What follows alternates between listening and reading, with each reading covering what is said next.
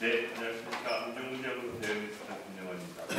저희는 지금 현재 현안되고 있는 강제동원 소송 가운데 일본제철 소송 그리고 미쓰비시 중공업 가운데 히로시마 소송을 저희가 지원단을 계속 활동해왔습니다. 안보를 대가로 또다시 생존 역사, 피해자 인권과 제가 이런 제목을 전하는데 현안이라는 말은 1965년에도 그렇고 2015년 위안부 합의 때도 그렇고 한미 안보 문제를 가지고 과거사를 또 공인시킨 것이고 또 되풀이됐다는 얘기입니다.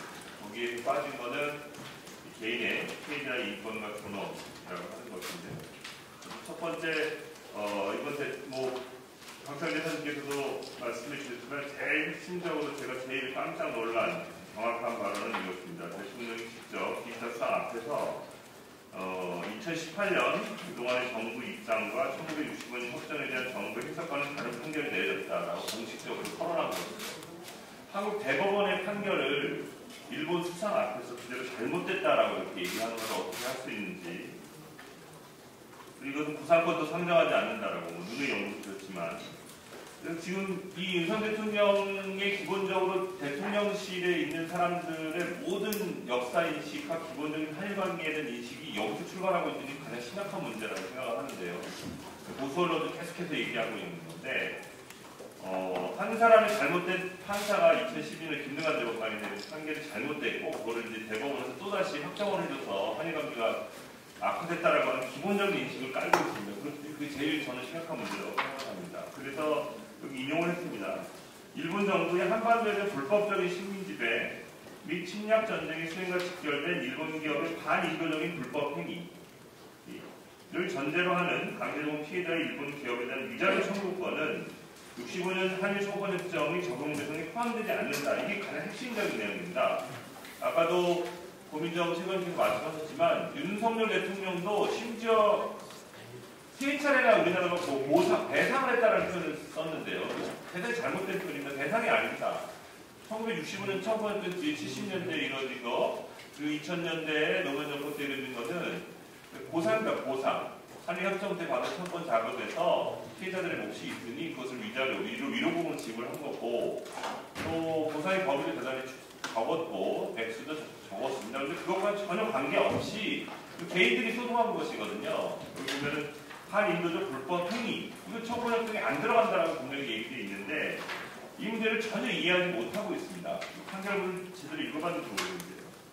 그래서 잘못된 대법원 판결이 한일관계를 악화시킨 근본 원인이라는 윤석열 기본 인식이 실제로 이 한일관계 개선을 위해서 이 판결을 무효화시키기 위해서 계속 달려왔다. 그러니까 어떻게 보면 예고된 유행의 참사라고 할 수 있겠습니다. 그래서 이것은 서울 남경 선생님도 말씀하셨지만 대법원 판결의 핵심 원리를 전혀 이해하지 못한 것을 넘어서 판결 자체를 정부가 나한테 무력화시킨 것이죠. 어떻게 보면은 근데 이 개인 청구권을 살아있다라고 하는 것은 한국 정부 견해뿐만 아니라 일본 정부도 개인 청구권을 살아있다고 인정하고 있습니다. 일본의 최고재판소도 인정하는 것입니다. 그런데 여기다 대고 한국 정부가 이게 잘못된 판결이라고 얘기하고 보니까 어떻게 65년 체제 이전으로 그리고 심지어는 1905년 러일전쟁 이전으로 역사의 시기를 거꾸로 되돌렸다라고 남기는 지적을 하셨는데요. 무엇보다 사법주권을 포기한 것, 그리고 삼권 분립이라는 민주주의 원리를 정면으로 부정한 것, 그리고 구상권 상정하지 않는다, 향후 피해자 권리실을 가로막은 무책임한 발언이고 개인의 권리를 국가가 또 가로막은 것이죠. 65년, 2015년 똑같은 일을 계속 하고 있는 것입니다. 여기까지 오는데 국가가 도와준 게 있느냐? 아무것도 없습니다. 개인들이 소송해서 일본 시민들하고 일본의 변호사들, 시민사회들이 연대해서 계속해서 소송 30년 이상 해왔거든요. 심지어는 사법농단으로 판결 지연시키지 않습니까? 그런데 그것에 관해서 이것을 다시 걸어막았다라고 하는 것은 무엇보다도 대법원 판결의 역사성, 그리고 이것이 식민주의가 불법이라고 내린 세계사적인 의미를 망각한 윤석열 정부의 어떤 퇴행적 역사인식과 철학을 분리해서 나온 것이라고 생각을 하고요.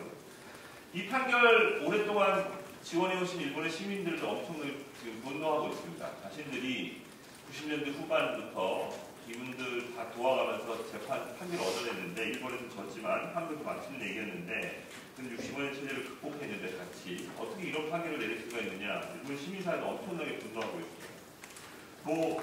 여러 차례 지적이 됐기 때문에 제가 다시는 얘기하지 않겠지만 명백하게 기자 정부는 아베의 역사 본원을 계승하고 있습니다.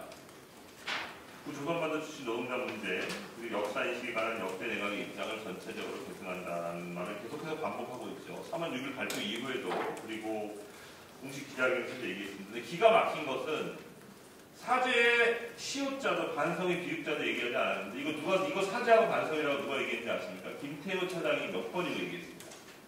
청와대 브리핑에서 백브리핑에서 의원님도 김태호 차장이 3월 6일 전후해서 그리고 어제 YTN에서 나와서 인터뷰를 꼭 보십시오. 어떻게 얘기하고 사죄와 반성 한마디도 얘기하지 않았는데 이거 사죄와 반성이라고 계속 김태호 차장은 얘기하고 있습니다.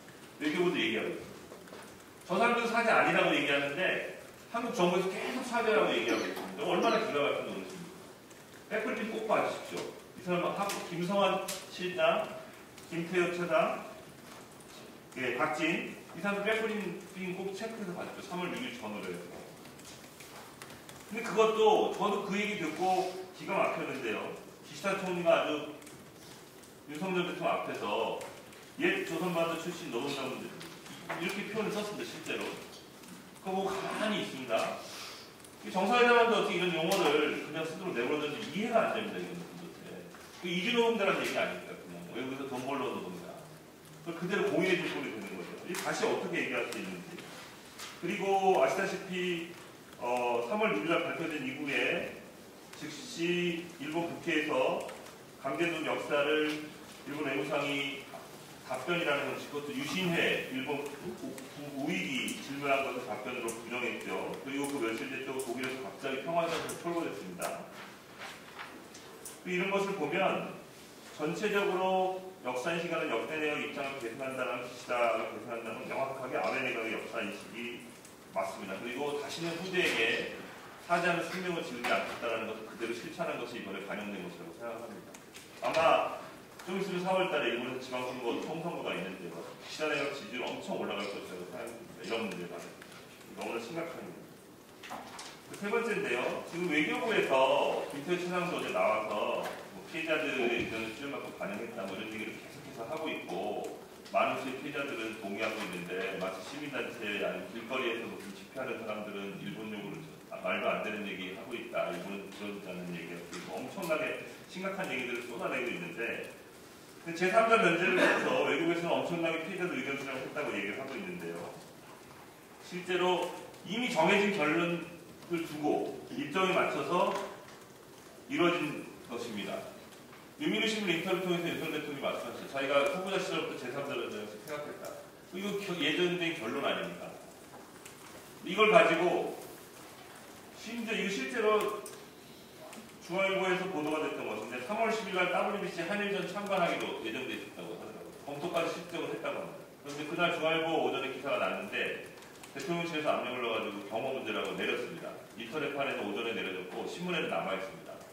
그리고 일본어판에는 오후까지 올라와 있습니다.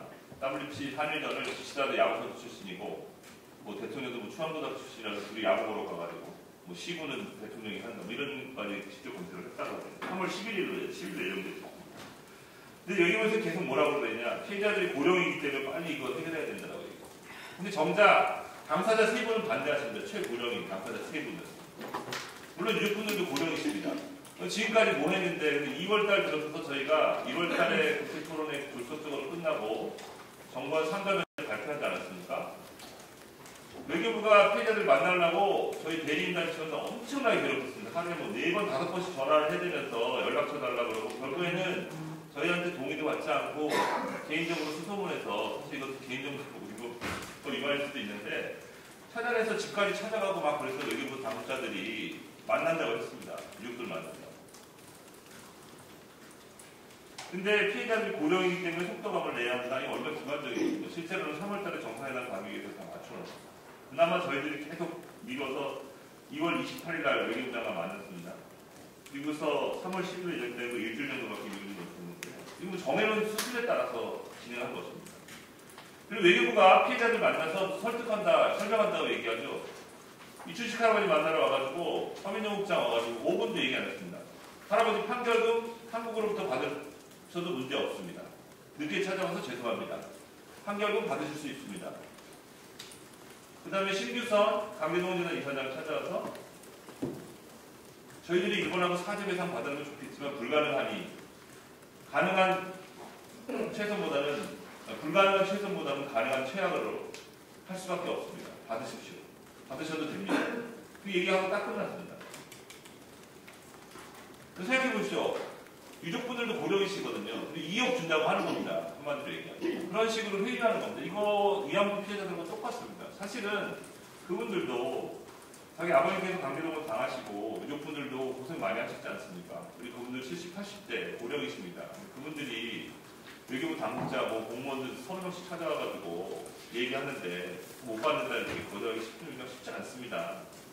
그걸 가지고 이제 숫자를 가지고 밀어붙이려고 하는 거죠. 대부분은 찬성하는데 일부 시민단체가 뒤에서 뭐 해가지고 라는 식으로 언론 플레이를 하고 있죠. 너무나 참 이거 피해자 존중하는 의식이 하나도 없다고 생각이 들고요.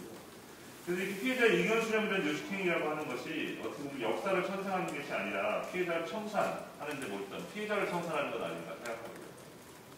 민간협의회 한다고 엄청나게 선전을 했습니다. 두 번째 민간협의회 열리고 나서 외교부가 대법원에 또 의견서를 줬습니다. 선고만 받겠다고.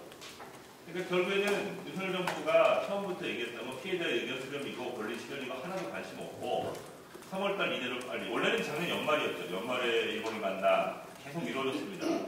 어떤 식으로든 하여튼 결론을 정해놓고 결국에는 일정대로 간 것이다라고 생각을 할 수밖에 없습니다. 결국에는 국가 안보를 위한다는 명목으로 또다시 피해자 권리를 희생시켰다. 1965년 한일 총권협정, 2015년 위안부 합의에서 이런 과거사 안보를 또 거래를 집어넣었다라고 하는 것이 또 드러났고요. 또 너무나 안타까운 것은 이분들이 이렇게 싸운 이유는 사죄와 배상을 이렇게 요구하는데 사죄라는 게 얼마나 중요합니까? 양은석 할머니도 김성준 할머니도 95세 되셔가지고 김상현님 여러 차례 만나셨지만 오셔가지고 사죄하면 한마디 그렇게 하기 어렵냐고 계속 얘기하시잖아요. 인권 문제입니다. 인권 문제. 근데 정부에서는 이거 채권 문제로 전락시켰습니다. 이거 일본 전문가가 한 얘기입니다. 이분들의 인권을 투쟁을 본 문제로 자신들이 결국 실패한 거 아닙니까? 사죄 배상 못 받고 그 외교 노력이 실패한 거 아닙니까? 일본에 대해서. 그런데 마치 대승적 결단이라고 얘기하는 거 보면 이 사람들 피해자들이 사과해야 됩니다. 국민들에게도. 예, 마지막인데요. 이 문제에 있어서 역시 중요한 거는 저쪽에서는 계속 무슨 주창관리, 관인감정 이런 식으로 이용을 한다고 얘기하는데 이게 보편적인 인권 문제라는 것을 꼭 짚고 넘어가야 되겠습니다. 개인이 청구한 겁니다. 일본의 기업에. 근데 국가가 나서서 한일 정부가 막고 있는 겁니다. 근데 국제법적인 흐름에도 맞지 않고 또 여기까지 오기 위해서 얼마나 피해자들이 노력을 해야 하는데 이 개인 청구권을 함부로 국가가 이렇게 없애려고 한단 말입니다. 역사를 거꾸로 되돌리는 것이라고 생각을 하고요. 그리고 또 하나는 대법원에도 문제가 있습니다. 지금 대법원에서 양동석 할머니, 김성주 할머니, 이춘식 할아버지 현금화 결정이 지금만 날에서 내겨놓고 있는데 외교부에서 의견서 제출하면서 지금 판결 안 내리고 있습니다. 또 거기다가 지금까지 2018년 10월 30일 이후에 지금 계류된 소송들이 많이 있습니다. 후지코시라든지 일본제철이라든지 수십 건의 판결이 지금 피해자들 기준으로 한 60여 명 가까이 판결을 기다리고 있는데 대법원이 아직까지 확정 판결 안 내리고 있습니다. 5년 전에 판결이 확정이 됐으면 바로 그 다음에도 나와야 되는데 안 내리고 있습니다. 대법원이. 이것도 무척 문제입니다. 사실은. 그리고 또 하나는 제가 강조해서 말씀드리고 싶은데요. 이번 외교 참사에 대해서 확실하게 책임 물어야 합니다. 박진 장관 탄핵해야 된다고 저는 생각합니다. 어떻게 정부 대표가 강제동원 해법안을 발표하면서 일본에게 사과를 주장하는 것은 능사가 아니다라는 표현을 썼습니다. 저는 말 실수했는지 알았는데 그제 KBS 나서 똑같은 얘기 또 했습니다. 이거 그분의 신념입니다.